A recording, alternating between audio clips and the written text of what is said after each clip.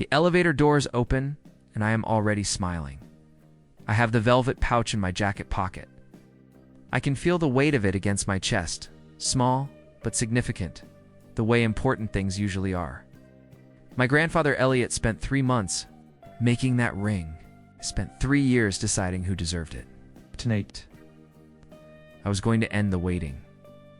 Dana's hallway is quiet except for the hum of the ventilation system and a sound. Coming from the far end, laughter. Her laughter. I recognize it immediately, that particular brightness. She keeps for moments she thinks are private. I slow down. Then I hear my name. A man's voice. Low, relaxed, familiar in a way that makes my stomach tighten before my brain catches up. Voice belongs to Blaine Voss. I have met him twice at industry events. Dana introduced him as a business contact. I believed her because I had no reason not to. Her door is cracked open. 2 inches? Maybe 3? Enough. I stop walking. My hand goes to my phone before I make the conscious decision to reach for it. A legal dispute at work 2 years ago taught me one thing. If something matters, record it. Open the voice memo. App. It is already running. I hold the phone low and stand still. Blaine's voice comes through clearly. Auction house confirmed receipt. $14,000 already wired to the account. Dana laughs again. The same brightness. That ring was sitting in a box, she says. Cole won't even notice until the wedding. By then we'll be long gone. 38 seconds. I stop the recording. I stand in the hallway and the fluorescent light above me buzzes once, softly like it is trying to say something I already. No, I do not knock. I do not raise my voice. Do not put my hand on the door and push it open to watch their faces change. I think about the phone calls this week. Dana calling me every evening while I was on the supplier trip. I love you. Cole, I cannot wait for the ring ceremony. I've been thinking about it all week. Her voice warm and unhurried. The way it always sounds when she wants something to land a certain way. I think about Blaine's voice just now. Easy and satisfied. The voice of a man who has already been paid. I pocket my phone. Pocket the velvet pouch. I walk back to the elevator and press the button for the parking level. The elevator ride takes 11 seconds. I count them. In the parking garage, I sit in my car with the engine off. The concrete around me is gray and low and very quiet. I scroll to Patrick's name. Patrick Dane, Asset Verification, Hargrove Designs, the only person at that company. I would call at 9 p.m. on a Friday. I press call. He picks up on the second ring. I need the auction records, I say. 5 words. There is a pause on his end. Not confusion, something closer to recognition. Patrick saw Dana and Blaine together at the Hargrove Luxury Preview event 6 months ago. He mentioned it to me once lightly, and I said they knew each other through industry contacts. He did not push it. I wonder now what he chose not to say. Find them, he says. I hang up. I do not call Dana. I do not go back upstairs. There is nothing up there I need to hear explained. Explanations are for people who are still deciding what to believe. I already believe the recording in my phone. I believe the warmth in her voice when she said Blaine's name, a warmth I have been waiting 2 years for her to use on me. I reach into my jacket pocket and close my hand around the velvet pouch. I pull it open. My hand finds nothing but the soft, empty lining of a pouch that should have held my grandfather's ring. She took it before. I even arrived. CHP to Patrick's name is on my screen. Before I have finished my first cup of coffee, I am at my kitchen table, laptop open, the empty velvet pouch, sitting on the corner of the table where I put it last night. I have not moved it. I answered the call. Lot 114, Patrick says. No greeting. He knows I do not need one right now. One antique hand-forged gold ring. Sold for $14,000 to a buyer registered under Blaine Voss Ventures, LLC. Funds transferred same day to a startup operating account. I write nothing down. I do not need to. The number lands in my chest and stays there. I'm sending you the scan now, he says. The email arrives while we are still on the line. I open the attachment. The auction receipt is clean and formal.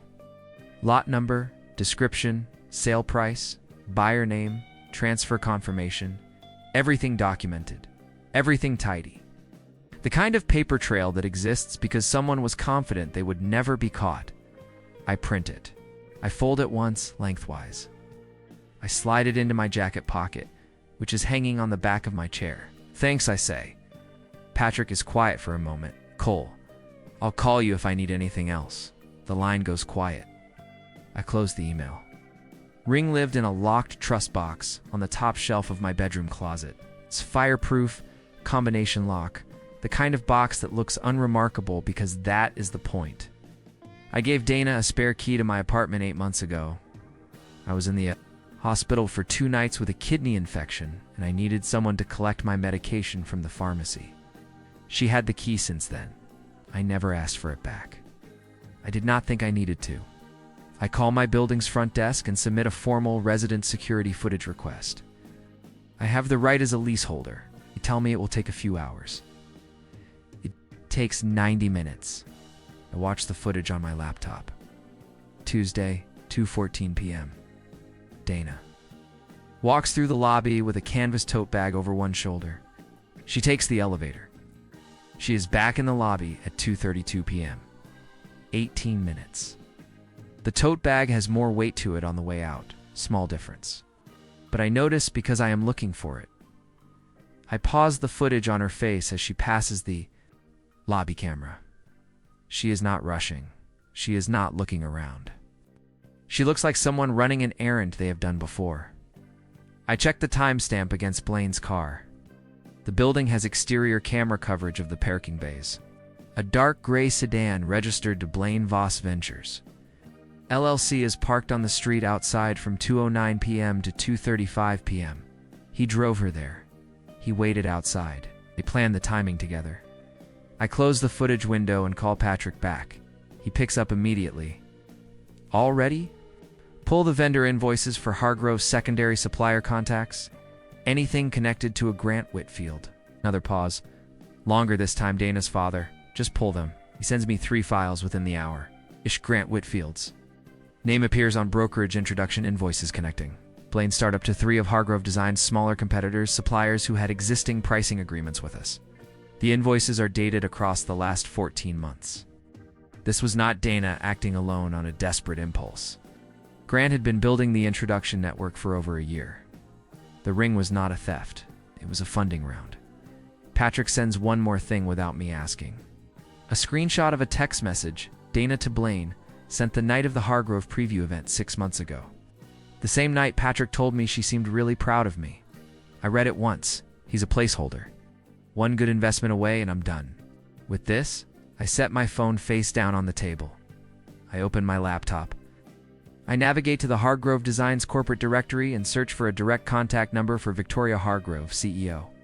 Founder, the woman whose company Dana's father has been quietly hollowing out from the outside. I submit the meeting request at 11 p.m.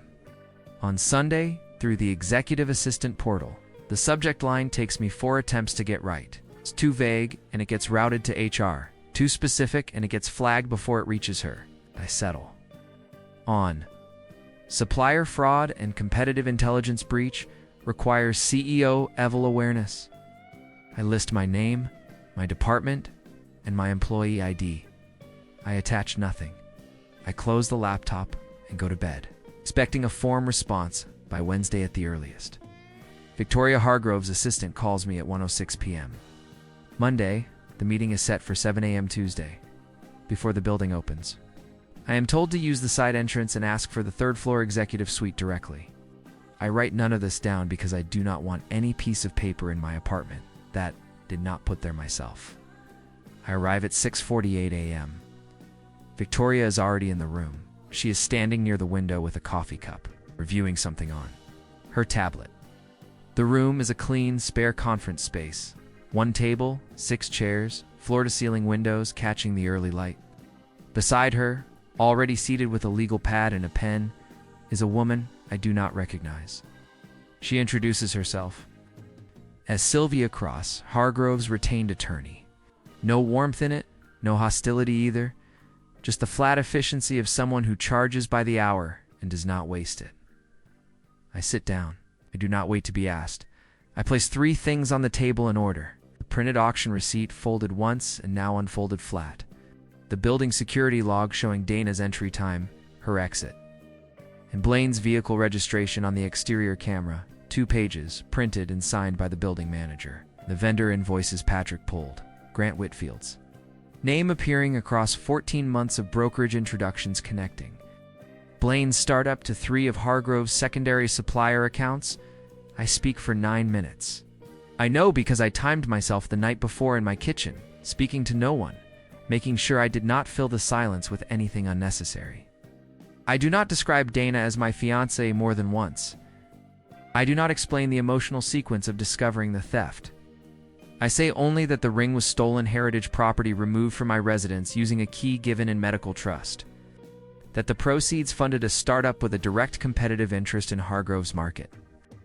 And that the same family network brokering those startup introductions had insider adjacency too. Hargrove supplier relationships for over a year. Victoria does not move while I speak. She does not look at Sylvia. She does not look at the documents.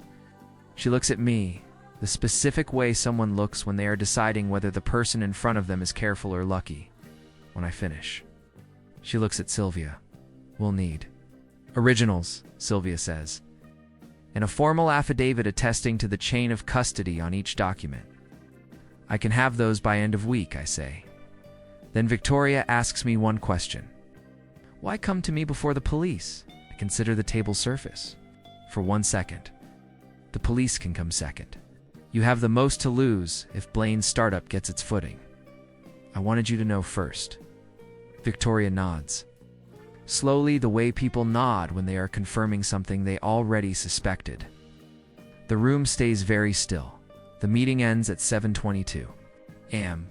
22 minutes. Sylvia hands me a 2-page preliminary cooperation document in the hallway outside the conference room.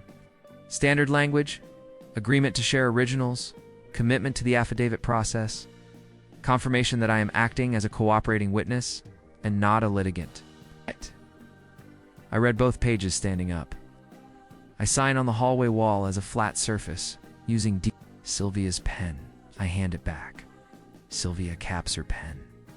Victoria has already gone back inside. I take the elevator down alone and think about what I just set in motion. Moving forward means my name is attached to a corporate dispute. Dana's family will construct a version of events where I am the bitter ex-employee weaponizing a breakup. I will lose the engagement publicly. I will lose the version of myself that trusted people with spare keys. Staying silent means the ring funds a brand built on my grandfather's work. Blaine grows. Grant Whitfield keeps brokering. The theft becomes permanent because no one said anything. Push through the side entrance into the morning air and walk to my car. My phone rings at 7:54 p.m. Dana, her voice is light and easy. The preview event warmth turned up just enough. She says she has been planning a ring ceremony dinner as a surprise and asks if I am free Saturday. Yes, I say. She waits, as if expecting something more from me. Excitement, a question. The particular softness I used to give her without thinking. Give her nothing but the silence. She fills it herself with a smile I can hear, but no longer believe. That evening, Dana calls Cole and asks if he is free Saturday for a ring ceremony dinner she has been planning as a surprise. And Cole, who has already signed the cooperation document, says yes without a single word of hesitation. CHP for the restaurant is the kind of place Dana chooses when she wants something to feel significant. Warm lighting, white tablecloths, a host who takes your jacket at the door. I hand mine over and scan the room before the host finishes turning around. I find the table in 12 seconds. Dana is already seated, so is Blaine Voss. He is in a dark blazer, relaxed, one arm resting on the back of his chair like he belongs. In every room he enters, Dana stands when she sees me. She is smiling, the careful kind, the one she assembles rather than finds. She gestures to Blaine with one open hand. Cole, you remember Blaine? My business partner? I asked him to be here tonight because what I have to say involves both of us. I sit down. I do not look at Blaine again. I look at Dana. She takes a breath and straightens slightly. The way someone does when they have rehearsed the next 60 seconds more than once. She says she has been doing a lot of thinking. She says the engagement has been moving in a direction that does not feel honest to her anymore. She says she has developed feelings she cannot ignore, and that staying with me while carrying those feelings would not be fair to either of us. She says she is sorry. She says she genuinely means that. I watch her mouth move and think about the recording on my phone. 38 seconds. Cole won't even notice until the wedding, and by then, we'll be long gone.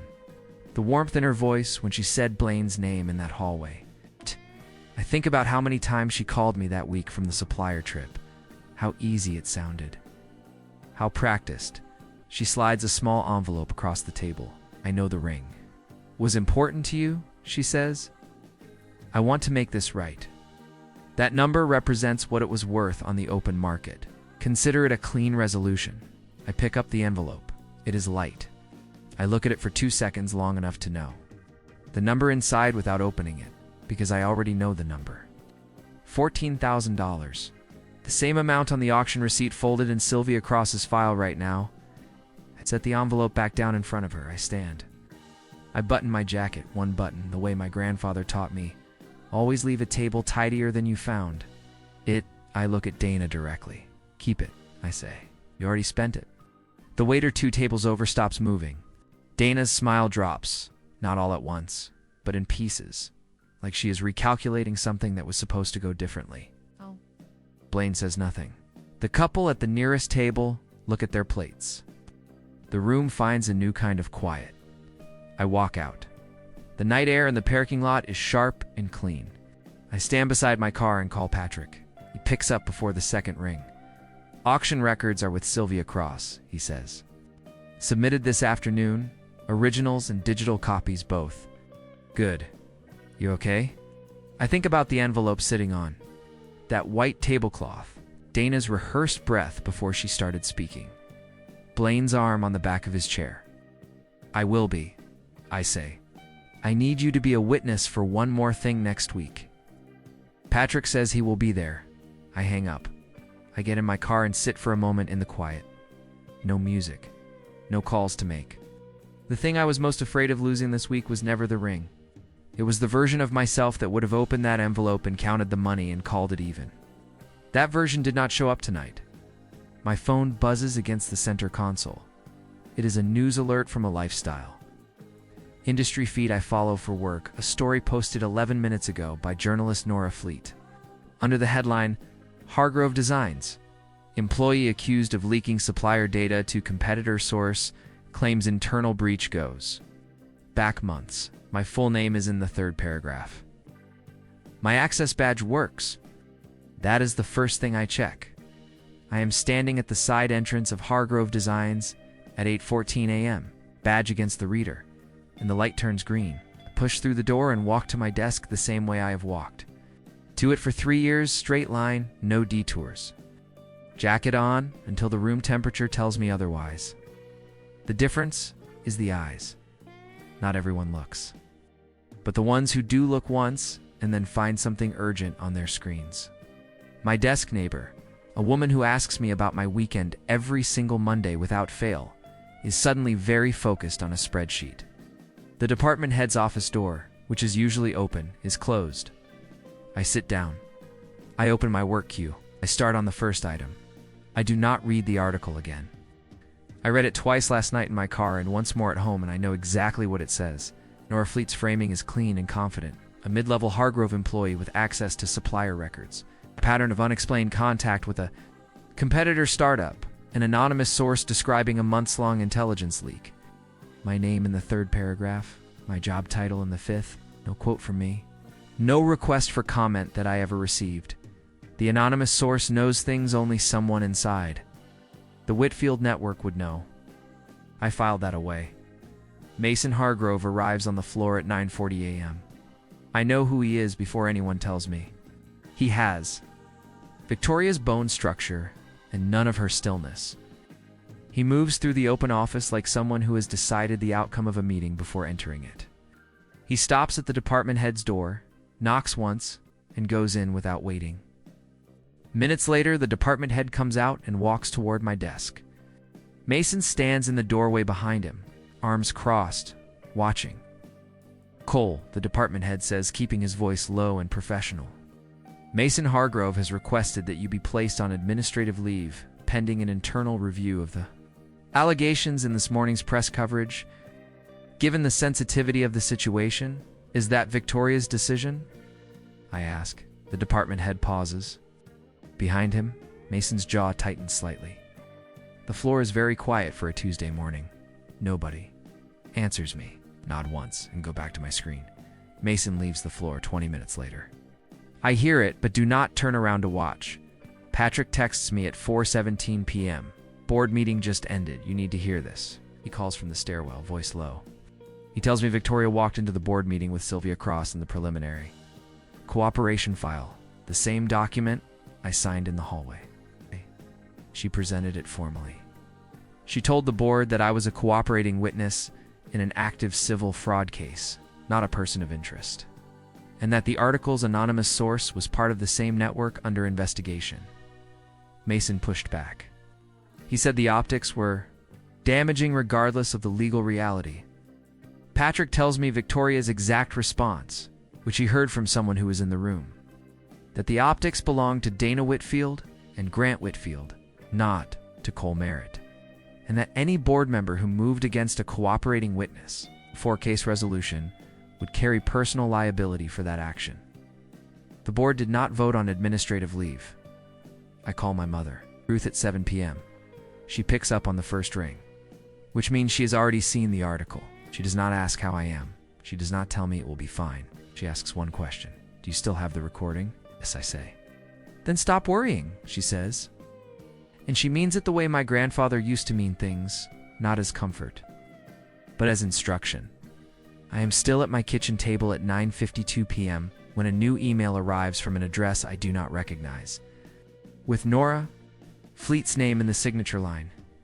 She writes that her sources provided a second story, that it is significantly more damaging than the first, and that as a matter of professional courtesy, she has given me one opportunity to provide my side of the account before she publishes it. Tomorrow morning. CHP6 Fleet's email is still open on my screen when I forward it to Sylvia Cross. I do not write a response to Fleet. I do not draft one and delete it. I forward the email, close my laptop, and make a cup of coffee. There is nothing in Fleet's message that requires my words. There is only a source who has been feeding her a story, and that source is currently named in a civil fraud file sitting in Sylvia's office. Let Sylvia answer it. 40 minutes later, my phone shows a text from Sylvia. Notice sent. Advise Fleet that further publication from this source constitutes potential participation in an active defamation campaign tied to a fraud case. We'll monitor. I check the industry feeds at midnight. No second story. Still nothing at 6 a.m. Still nothing. Fleet has gone quiet the way people go quiet when a lawyer's letter lands in their inbox, and suddenly, the anonymous source does not seem worth the exposure. I am in Victoria's office by 9 a.m. No conference room this time. No Sylvia at the table with a legal pad. 2 chairs angled toward each other. Morning light coming through the east window. 2 cups of coffee that Victoria poured herself. It is the first time the space between us has felt like a conversation rather than a presentation. She tells me. The board met again, informally. 3 members want the fraud case settled quietly. A private agreement with Blaine's startup sealed. No press. Their argument is that a public case will pull journalists into Hargrove's heritage authentication process and raise questions the brand cannot answer cleanly right now. Victoria tells me this without editorializing. She is giving me the full picture, which tells me she has already decided not to settle and wants me to know what that costs her. I listen. Then she says something that stops me mid-thought. Blaine's startup is using the ring in its investor pitch deck. She says it evenly, the way she delivers every difficult thing without softening it. It's been photographed and branded as a founding piece of the startup's heritage identity. It appears on the cover slide. I look at the window. My grandfather spent 3 months on that ring. He worked from a sketch he made on a paper bag because he could not afford drafting paper that year. The ring was supposed to pass through my hand to someone who deserved it. Instead, it is on a cover slide for a startup that Blaine Voss built on access he stole. I look back at Victoria. How fast can Sylvia file for injunctive relief to pull it from all their materials? End of week, she says. I nod. Do it. Settles. Victoria opens a folder on her desk and does not immediately speak, which means what comes next is something she has been deciding how to say. I've been reviewing Hargrove's internal records, she says. It's going back 2 years.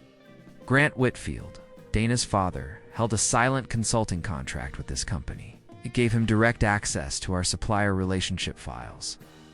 The contract was arranged through a board member who left 14 months ago, and it was never formally closed. Shit. I set my coffee cup down. She continues.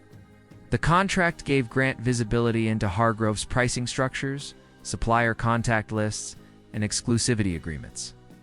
Blaine's startup did not try to build a competitor from scratch. They used Grant's access to map Hargrove's entire supplier network and then began quietly approaching those suppliers with better terms. The ring was not the scheme. The ring was just the funding. The scheme was the network. This was never about one auction. It was a 2-year operation running inside the walls of the company I work for. Dana's family built it while she called me every evening and told me she loved me. I sit with that for a moment without moving. Victoria watches me without speaking, which I am beginning to understand is her version of patience. Then she closes the folder and sets a small separate file on the desk between us. I need you to make a decision by morning, she says. It's not about the legal case. The file is thin. 6 pages. Clean margins. Sylvia's firm name at the top of the first page. I am still in Victoria's office. The small file sits on the desk between us, and I reach for it because that is the only logical next move. I open it. The first page is a cover summary in plain language, a formal, registered marriage arrangement between Cole Merritt and Victoria Hargrove, structured as a legal partnership with defined terms, mutual obligations, and a standard dissolution. Framework. Sylvia has drafted it with the same efficiency she brings to everything. No romantic language, no ambiguity. I read it once, and I read it again from the top. Victoria does not fill the silence while I read. I shits with her coffee and lets the document speak first, which is either very calculated or very respectful. I have not yet decided which one Victoria Hargrove defaults to. Possibly both at the same time. The reasoning is in the second page. The board will not move against the fraud case if my interests are formally tied to Hargrove at an ownership level. A registered marriage makes me a legal stakeholder, not an employee. It's not a witness, not a disgruntled mid-level name in a news article. Proves the narrative Dana's family has been building. It signals to every supplier, every competitor, and every board member watching from the side, the ground under this case has shifted completely and permanently. It is logical. It is cold. It is also the most honest proposal I have ever received, which is a thought I keep entirely to myself. I look up from the document. Do you want to do this? Victoria holds my eyes for exactly 1 second. I wouldn't be sitting here if I didn't. The room does not react because there is no room. Just the two of us and 6 pages and a decision that will outlast the fraud case, regardless of how it resolves. I look back at the document. I find the signature line on the final page. I pick up the pen Sylvia left on the desk. I sign, Victoria signs below me. Sylvia, who I now realize has been standing near the far wall this entire time, steps forward and witnesses both signatures without a word. She dates the document, initials the witness line, and takes the file back with the same expression she has carried through every meeting professional. Unreadable, already thinking about the next step. I drive home and sit in my kitchen for an hour without turning on any lights. Detective Carl Ives is waiting in Hargrove's legal office when I arrive the next morning. He is a compact man with a notepad and the particular patience of someone who has learned that rushing people produces worse information. He introduces himself and tells me Sylvia filed a formal criminal complaint 3 days ago. The auction. House cooperated fully. The ring has been logged as stolen property in the case file. Blaine's startup operating account was frozen that morning pending full investigation. A warrant has been issued for Blaine Voss and Grant Whitfield. He sets 3 photographs on the table in front of me. The ring from multiple angles, the auction house's own documentation photos. Clear and well-lit. I look at the first photograph, the band. The specific way the join sits at the back, slightly uneven because my grandfather's hands shook in his last years, but he finished it anyway. It's a small mark on the interface that is not quite a hallmark, just a habit he had, a single diagonal. Line his signature. That's it, I say. That's the ring. Ives slides the identification form across the table.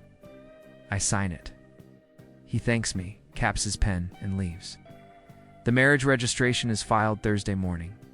No announcement, no celebration. Victoria and I are in Sylvia's office for 11 minutes. We sign the registration documents, Sylvia notarizes, and we leave in separate cars.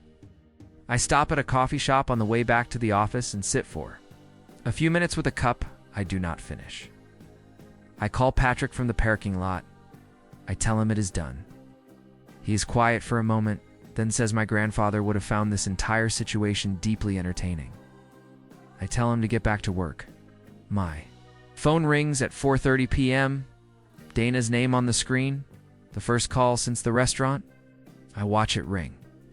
She leaves a voicemail saying she has seen something online and needs to talk to me, her voice carrying the specific tight urgency of someone whose plan has stopped working.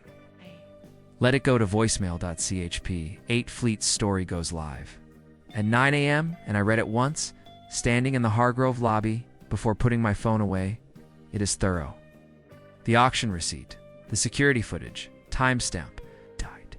Grant Whitfield's silent consulting contract. The police confirmation of frozen accounts, all of it laid out in clean, factual paragraphs with no anonymous sources and no editorial flourish. Just the record, in order, with documentation. I close the app and straighten my jacket and take the elevator to the event floor, the annual Heritage Collection. Press event fills Hargrove's top floor gallery space with soft lighting and carefully placed display cases. Industry press, buyers, suppliers, a handful of investors who follow the luxury goods market. Victoria is already at the center of the room when I arrive, speaking to a journalist with the relaxed authority of someone who prepared for this morning months ago. She sees me cross the room. She does not signal anything. Neither do I take a glass of water from a passing tray and find a position near the east wall where I can see the full room, Dana and Blaine. Walk in at 10:12 a.m. They came through the main entrance using the legacy guest. Invitations tied to Grant Whitfield's old consulting access. Security checked the list and let them through because no one formally revoked the names. I watched them enter. Blaine straightens his lapel as he scans the room. Dana is smiling, the same assembled smile from the restaurant, the one she builds rather than finds. She spots 2 of Blaine's potential investors near, far display cases, and moves toward them with the ease of someone who still believes this morning belongs to her. I do not move. I hold my glass of water and watch. For 20 minutes she works. The room, she laughs at the right moments. She touches Blaine's arm when she introduces him. Ow. The investors listen politely. Blaine talks with the confidence of a man whose accounts are not yet frozen in his own mind. The news is live, but it has not reached him yet. And those 20 minutes have a particular quality to them, like the last few seconds before a car realizes the road is ended. Then one investor reaches into his jacket for his phone. He looks at the screen. He turns it toward his colleague. They both look at Blaine. Neither of them extends a hand. They turn and walk toward the bar and do not look back. Dana's phone buzzes, then buzzes again. Watch her look down. Smile does not collapse. It simply stops.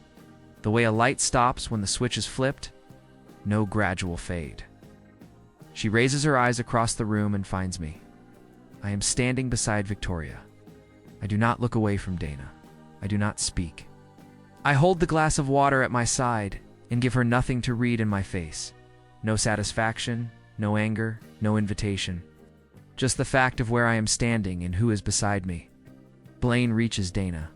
They move to the sidewall and speak in low, fast voices.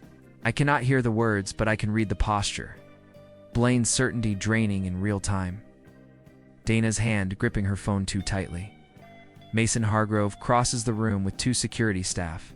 He stops beside them and speaks quietly. I am close enough to hear the shape of it. Flagged invitations, a request to leave. A nod toward the door where Detective Carl Ives is standing with his hands clasped, waiting without urgency. Blaine looks past Mason. His eyes find the display case nearest the exit. I know what is in it because I approved the placement yesterday with Victoria. A photograph of my grandfather's ring mounted under a small heritage label, beside a placard that reads, Recovered Heritage Object, Merritt Hargrove Collection. Blaine's face loses its color in a slow, specific way, not all at once, starting at the jaw and moving upward. Dana sees the placard too. Her hands are shaking. Not trembling, shaking. The small visible kind that happens when the body processes something the mind is still refusing. They leave. I do not follow. I do not watch them go. The room continues its conversations around me, and I finish my glass of water. 4 days later, I drive to my mother Ruth's house with the ring in the velvet pouch in my jacket pocket. The ring was returned to me Tuesday morning through Sylvia's office, formally logged out of evidence with all paperwork complete. Ruth opens the door before I knock. She sees the pouch and says nothing. We go to the back room where my grandfather's display case sits on the shelf he built for it. I open the case. I place the ring on the center mount where it was always supposed to sit. I close the case. Ruth stands beside me, close enough that her shoulder touches mine. Neither of us speaks. There is nothing to say that the closed case does not already say better. 3 days after the press event, the front desk calls my desk line and tells me a woman named Dana Whitfield has arrived in the lobby without an appointment and is asking for me.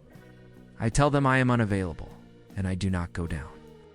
Patrick sets the envelope on my desk without saying anything, which tells me he already knows what is inside. It is a standard white envelope, sealed, my name written on the front in Dana's handwriting, the careful, slightly tilted print she uses when she wants something to look considered. I open it. 3 pages, handwritten on notepaper, both sides of the first 2 pages and half of the third. I read it at my desk without leaning back. The way you read something you want to finish rather than absorb. She says she made a mistake. She says, the ring was never meant to be sold permanently, only borrowed against a short-term move to fund the first stage of Blaine's launch, and she intended to recover it before I ever knew.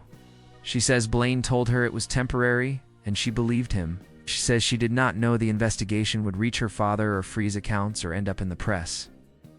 She says she just needs one conversation, in person, to explain what actually happened, and she believes if I hear her side, I will understand. I read the last line twice. I believe you still know who I really am. I fold the letter along its original creases. I open my desk drawer, the same drawer where the auction receipt sat for 2 weeks before it went to Sylvia, and I place the letter inside. I close the drawer.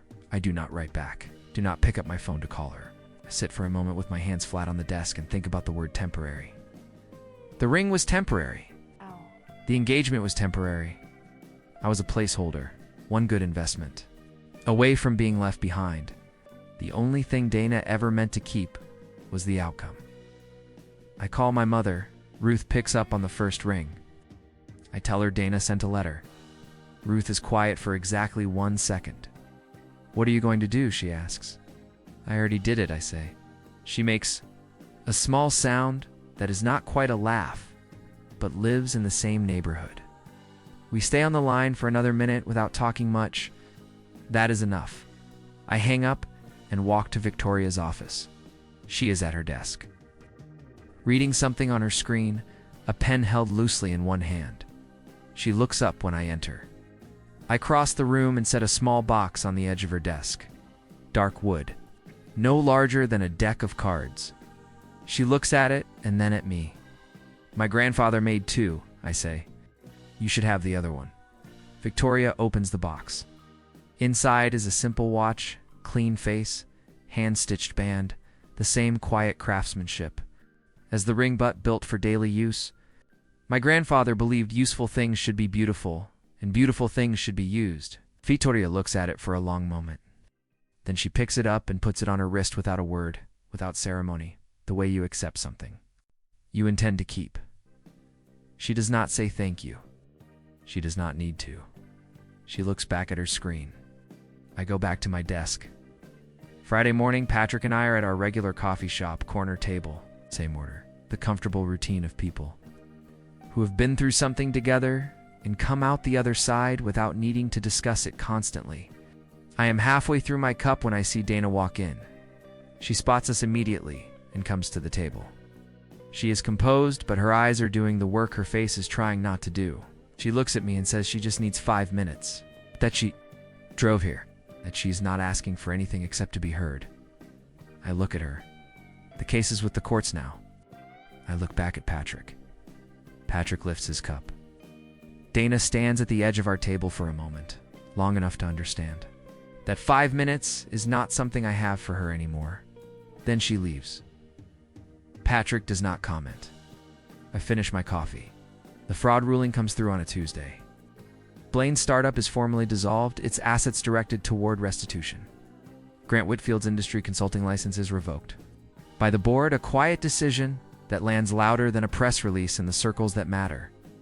Dana's name, listed in the civil suit as an accessory to the property theft, resolves in a settlement requiring repayment of the full $14,000 plus legal costs, directed to the Merritt family estate. My mother calls me when the check arrives. She says she's going to put it toward fixing the roof.